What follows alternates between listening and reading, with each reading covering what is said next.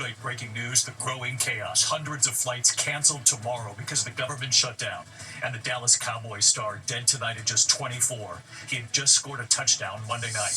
First, the government shutdown, day 37, the longest in U.S. history. Flights now being cut by 10% at 40 major U.S. airports. Hundreds of flights already canceled for tomorrow. Passengers now scrambling. Also breaking tonight, a federal judge this evening ordering the Trump administration to fully fund November food benefits, SNAP, for 42 million Americans by tomorrow. The stunning death tonight of an NFL star, the Dallas Cowboys' Marshawn Kneeland, just 24, scoring a touchdown on Monday Night Football, the alarming final hours. Also tonight, horrific new images of that UPS plane crash in Louisville, the left engine on fire falling off the jet. And tonight we've now learned they are still searching for 9 people. Tonight, major news on those expensive weight loss drugs. President Trump striking a deal to lower the cost for obesity drugs, including Wegovy and Zepbound. So what will the cost be and how soon does this start? And the unexpected moment, the medical emergency playing out in the middle of the Oval Office. Tonight, the first grade teacher shot by a 6-year-old, the school accused of ignoring warnings. Tonight, the jury's decision in the former teacher's $40 million lawsuit. The dramatic showdown outraged Miss Universe contestants walking out after what the pageant director said to Miss Mexico. It'll feel like winter tonight, a major Arctic blast now on the way. Temperatures about to plunge into the teens, 20s, 30s. From the Midwest to the Northeast, Lee Goldberg is here, and there could be snow. She made history, the first female Speaker of the House. Nancy Pelosi now revealing she will not run again after nearly 40 years in Congress. The horrific shooting, police say the victim, a cleaning woman, was shot through the front door when she went to the wrong address. In New York City, a massive explosion, multiple firefighters hurt, authorities describing a wall of fire. And at the end tonight, America Strong. Our Deborah Roberts, and what she reveals about her own family. Her sisters are all here tonight. It's quite a bond. From ABC News World Headquarters in New York, this is World News Tonight with David Muir. Good evening. We begin tonight with the breaking news, the growing chaos facing millions of airline passengers across this country. Major airlines, including Delta, United, and American, already canceling hundreds of flights because of the government shutdown, now day 37.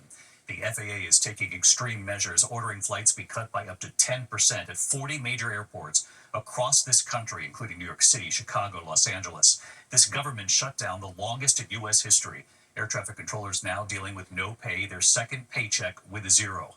Passengers scrambling to make last-minute changes, of course, concerned whether their flight will be canceled too, concerned about being stranded. Also breaking at this hour, a federal judge tonight ordering the Trump administration to fully fund November food benefits, SNAP, for 42 million Americans by tomorrow. ABC's Rachel Scott leading us off tonight. Tonight, a mad scramble for passengers at airports across the country before airlines start canceling thousands of daily flights. The Trump administration says to ease the strain on air traffic controllers from the government shutdown. I was able to get on the flight early before some of the delays started, so I'm just getting home before it happens. I'm so glad I'm flying out today. How stressful is it for you as a traveler? Stressful. Check the, the wait time at the lines today beforehand and just worried about it. So keep your fingers crossed. 40 airports will be impacted, including the country's busiest, from Atlanta to Los Angeles to Chicago, New York's JFK, Miami, Detroit, and DCA in Washington. Tonight, Delta Airlines says they'll cancel 170 flights tomorrow, American Airlines 220, and United Airlines says they'll slash just under 200. Passengers getting notifications like this one. Caitlin Ladner in Wisconsin had planned to fly to Raleigh tomorrow to surprise her parents. It was definitely, disappointing. We had been planning it for a while, and it's pretty upsetting. In a since-deleted social media post, the CEO of Frontier Airlines with this stark message, writing, "If your flight is canceled, your chances of being stranded are high, so I would simply have a backup ticket on another airline." Today, the president asked if Americans should feel safe flying, with busy holiday travel just weeks away. That's why they're cutting, yeah. It's a fair question. As Sean Duffy announced, they're cutting in certain areas 10%, and they want to make sure it's 100% safe. That's why they're doing it. Officials say the shortage of air traffic controllers who missed their second full paycheck today has reached a tipping point, pushing them to take unprecedented action, reducing flights by 4% tomorrow and ramping up to 10% over the next several days. Safety first, whatever they have to do. Day 37 of the government shutdown and demand is surging. Long lines at food banks and drive-through food distribution centers from California to Ohio. Okay, here you go. Judge John McConnell rebuking the Trump administration, accusing the White House of trying to withhold benefits for, quote, political reasons, pointing to the president's own words on social media, saying payments will be given only when Democrats open up government. Tonight, the Trump administration says they plan to appeal that ruling, but it does leave millions of Americans who rely on those SNAP benefits hanging in limbo. Meanwhile, at airports across the country, including right here at DCA, officials are bracing for even more cancellations tomorrow. So far, at least 700 flights have been canceled, but that number only expected to grow, David. You told us this was coming last night here and already seeing the effects tonight. Rachel Scott, live in Washington, thank you. We turn now to the stunning death of an NFL star. The Dallas Cowboys' Marshawn Kneeland was just 24. And just 3 nights ago, celebrating on the field, scoring a touchdown on Monday Night Football. Tonight here, his alarming final hours before authorities say he took his own life. Here's Will Reeve. It was just 3 days ago on Monday Night Football, 24-year-old Dallas Cowboys defensive end Marshawn Kneeland scoring a touchdown. Into the end zone in a race. And a touchdown. Recovering a blocked punt in the end zone, celebrating with his teammates. Kneeland the touchdown. Tonight, his story ending in tragedy. Authorities say he led police on a chase in Texas and was later found dead from a self-inflicted gunshot wound. Officials say Kneeland fled from a traffic stop shortly after 10:30 last night, sparking a pursuit through the city of Frisco. Troopers losing sight of his vehicle, finding it minutes later crashed and abandoned on Dallas Parkway. Officers launching a search for Kneeland using drones and a police canine, as loved ones reportedly warned authorities of a potential crisis unfolding. We're talking to the girlfriend. She's trying to call his agent, but we're trying to get him to call her to call him first. But she's saying he is armed and has a history of mental illness, and her quote was, "He will end it all." About 3 hours later, authorities finding Kneeland's body. Kneeland was a second-round pick out of Western Michigan in 2024. He had been open about his struggles over the loss of his mother, who had dreamed her son would make it to the NFL, but died suddenly just 2 months before he was drafted. It was tough. It still is. I still go through it from time to time. Kneeland kept his mother's memory close every day, wearing a necklace holding her ashes. This right here, man, got her ashes. You can zoom in on that, her birthday. It's so nice, man. David, no word yet from authorities as to why Kneeland was allegedly fleeing that traffic stop. And tonight, if you or someone you love is suffering from thoughts of suicide, you can call or text the National Lifeline at 988. David? Really just an awful story. Will Reeve tonight. Thank you, Will. There are horrific new images tonight of the deadly plane crash in Louisville, and we have now learned that they are still searching for 9 people at this hour. Matt Rivers in Louisville. Tonight, 48 hours after UPS Flight 2976 lost its left engine, crashed, and exploded, investigators from multiple federal agencies are combing the half-mile-long debris field for clues and searching for 9 people still missing. We found multiple pieces of engine fan blades, along with the main component of the engine of the number 1 engine, which is on the left side of the aircraft. The NTSB says they successfully extracted the data from the charred flight data and cockpit voice recorders, and preliminary flight data shows the plane was 450 feet off the ground and going 210 miles an hour when it crashed. And they're poring over the multiple videos that show the plane and the explosion. Watch this dashcam video closely as the plane screams past. You can clearly see the plane's right engine intact, but the other 2 engines are gone.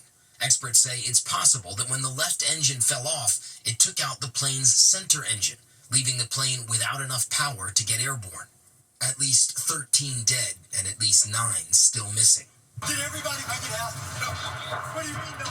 No! Sean Garber says at least 3 workers were trapped inside his scrap metal recycling facility. 2 of the ladies were in their mid-30s. One of them, fortunate at the time, but now was pregnant. One of them was pregnant? Yeah. today, UPS identifying the 3 crew members who died on that flight. Captain Richard Wartenberg, First Officer Lee Truitt, and International Relief Officer Captain Dana Diamond. David, UPS saying it extends its deepest sympathies to family members and to the Louisville community. Members of the community gathering tonight at a vigil to remember those lost in the crash that investigators are still trying to understand. David? All right, Matt Rivers live in Louisville. Thank you, Matt. Tonight to the case of the first grade teacher shot by a 6-year-old. She argued the school ignored warnings, and tonight here, the jury's decision. Here's Pierre Thomas. Tonight, a Virginia jury finding that an assistant principal failed to protect a first grade teacher who was shot by a 6-year-old in her class. We, the jury, on the issues joined, find in favor of the plaintiff, Abigail Swerner, and assess her damages at $10 million. It's a case that shocked the nation. The civil trial revealing for the first time those searing images of Abby Zerwerner being raced to a hospital with a bullet inches from her heart. A bullet that remains inside her today, too dangerous to remove. Zerwerner in a dramatic moment taking the stand. I thought I had died. I thought I was either on my way to heaven or in heaven. The jury of 3 men and 4 women agreeing with the teacher's attorneys that Assistant Principal Ebony Parker ignored repeated warnings that the child, who had a history of disruptive behavior, had brought a gun to school. Dr. Parker's job is safety. A gun changes everything. You stop and you investigate. David, the legal fight over what took place that day is not over. The assistant principal also faces a criminal trial set to begin in just a few weeks. David? Pierre Thomas on this again tonight. Thank you, Pierre. There is major news tonight involving those popular and expensive weight loss drugs. President Trump striking a deal to lower the cost. Here's Mary Bruce. President Trump tonight announcing a deal with pharmaceutical companies to drastically lower the prices of wildly popular weight loss drugs, Wegovy and Zepbound, making them available to millions of Americans who right now can't afford them, including many seniors on Medicare. It's a triumph for American patients that will save lives and improve the health of millions and millions of Americans. These drugs, known as GLP-1s, now cost more than $500 a month for people without insurance. Under Trump's new plan, starting in early next year, that price would fall to $350 a month and down to $250 within the next 2 years. The drugs will also soon be covered for Medicare patients with severe obesity, though not for everyone who is simply overweight. Copays for Medicare patients will be as low as $50. This is tremendous savings. And qualifying patients on Medicaid could end up paying virtually nothing. And you can guarantee the American people that once these costs go down, they're going to stay down. There may be other manufacturing issues that can drive prices up and down, but I feel very confident that now we've set the standard. I don't think future administrations will vary on that. And David, Dr. Oz was also involved in a scary moment here in the Oval Office. Just as this announcement was going on, an attendee collapsing. Dr. Oz and others then rushing in to help. Tonight we are told the man, a guest of one of the drug companies, is doing great and that there's nothing to be concerned about. David. That's reassuring, Mary. Thanks. Tonight we're tracking bitter cold moving in. Let's get right to Lee Goldberg from WABC back with us tonight. Hi, Lee. Hey, David, last year in this state, 80 degrees in New York City. Now we talk about a winter blast early next week. It starts in the Midwest over the weekend, and by Monday morning, you're talking about teens and 20s in the Midwest and sub-freezing temperatures in the South. The core of the cold gets to the East Coast by Monday, 30s along the I-95 corridor, 28 in Atlanta could be record chill. The good news is this is a quick winter shock to the system, and we bounce back with the temperatures midweek. David? Lee Goldberg. Lee, thank you. Now to the end of a political era. After nearly 40 years in Congress, former House Speaker Nancy Pelosi, the first woman speaker, revealing her plans to retire. The former speaker made history. She says she will not run for re-election next year. She first took the speaker's gavel in 2007. She once said the power of the speaker is, quote, awesome.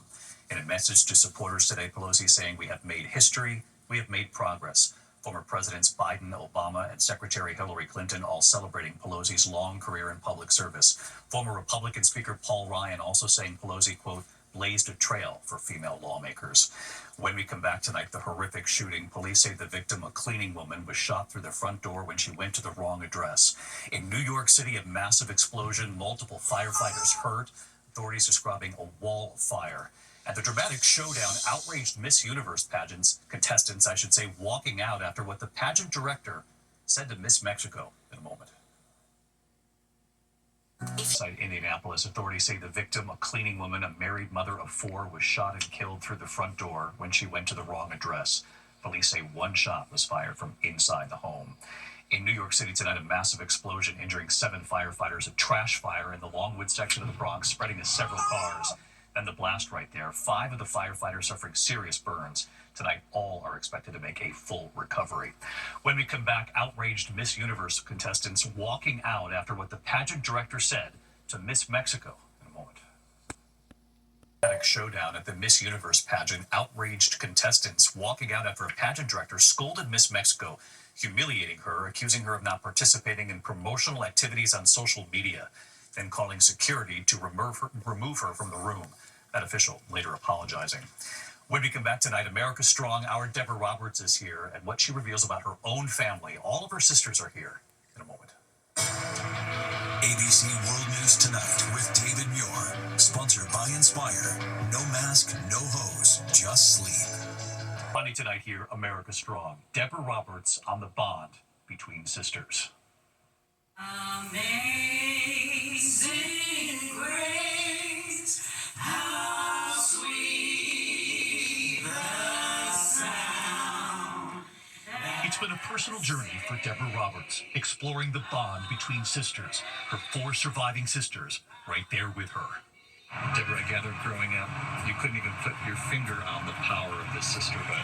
I never could, but it has been so powerful. And having my sisters get a chance to share in this celebration of sisterhood. I saw them in the room with you here in New York City. I could see them beaming in your celebration of the sisterhood. Because it was their celebration too. I mean, this book was really inspired by my connection with them over the years, and I felt like it was fraying a little bit. I think all of us felt that. We've lost some siblings, one sister to mental illness and alcohol abuse, and we hadn't really talked about that, and now we finally did. Her husband, Al Roker, capturing the moments. And it's not just Deborah and her sisters. She interviewed so many others about their sisters, too. Our friend, Robin Roberts. And she has a powerful sisterhood, too. And Sally Ann, who literally saved her life. We all know Robin, and we know she's got sisters who got her back. But I wanted to hear from those 2. So they agreed to sit down and talk to me. And when they popped up in the Zoom room, who turns up with them but baby sister Robin? Right in the background. She wanted to share in that moment with them, but also to be careful to see what they would say. What are you going to say about me? What are you going to say? And it was during their conversation with Deborah that Robin shared the moment. She told her sister Sally Ann that she was a bone marrow match for Robin. I called her and I said, "Sister, you're a match. Do you want to do this?" Without hesitation, she said, "Not only do I want to do this, sister, I believe I was born to do this." And she came through it. And after you see your sister going through something of that nature, it causes you to realize the value and the preciousness of life, and that we don't take time for granted. And Dorothy, who is a rock. For me, I feel that my sisters always have my back. And that's about it. And Deborah talked with Michael Strahan's twin daughters, too, about their bond after Isabella survived a brain tumor. Isabella and her bravery, her courage. She couldn't do it without her sister. Isabella and Sophia just really touched my heart in a way that I didn't expect. Sophia, on the left, on being there for her twin sister. And I think it really changed the dynamic of our relationship because it was a lot of me supporting her and being there for her, which is not something I've had to do before. But it was really important to me and it was so scary. Over the course of their conversation, tears. Isabella, a brave survivor, but she still misses the simpler things about being a twin. We don't even look the same anymore. It's a little sad to me. But this journey together has made them stronger. I think it's really just brought us a lot closer. We still get in fights now because she's like, "You're fine now." Like, And back on that balcony, that perch over New York City where Deborah and I do 2020 together, one more thing about Deborah's sisters. Your sisters have agreed to let me borrow you on 2020 as my sister. They absolutely have. I know you've got my back. An honorary sister, that's right, an honorary brother in this case, but they are happy to have you in the fold. Happy to be part of the fold. Sisters across the country tonight, I'm sure, can relate to all of this. Deborah's book, Sisters Loved and Treasured, Stories of Unbreakable Bonds, is out now. I love meeting Deb's sisters, too. I'm David Muir from all of us here. Have a good evening. Good night.